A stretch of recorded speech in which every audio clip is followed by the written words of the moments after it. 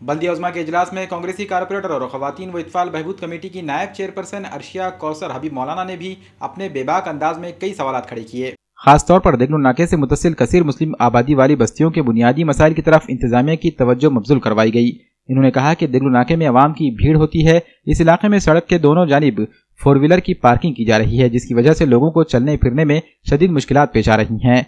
Traffic के मसाइल पैदा हो रहे हैं। इसी तरह इन्होंने ड्रेनेज लाइनों की दुरुस्ती के काम के दौरान माजी में 2 मजदूरों की हुई मौत का जिक्र करते हुए कहा कि इस तरह के हादसा दोबारा न होने पाए, इसके लिए कोई ठोस अमली कदम उठाने चाहिए। इस मामले में इन्होंने कॉरपोरेशन इंतजामिया पर लापरवाही का इल्जाम लगाया और इस मामले में इंतजामिया से खुलासा पेश करने की मांग की।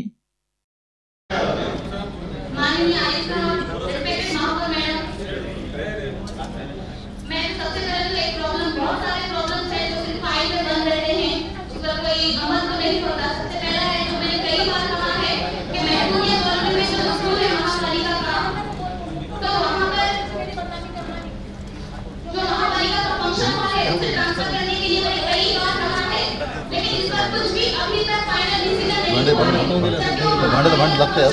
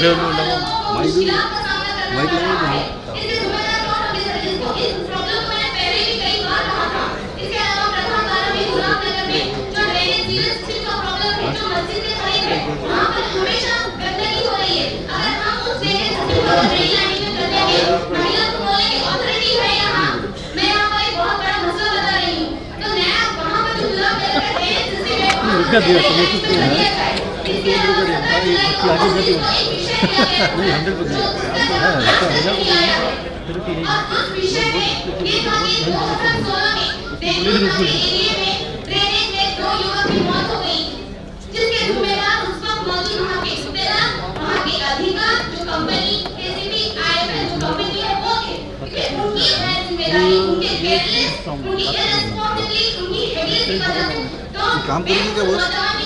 आउटपुट लेंगे हैं क्या? दबाएंगे क्या? दोबारा सही में एप्लीकेशन देंगे। हाँ,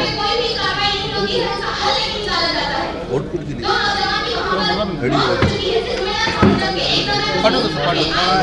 संपर्क आले की काय नाही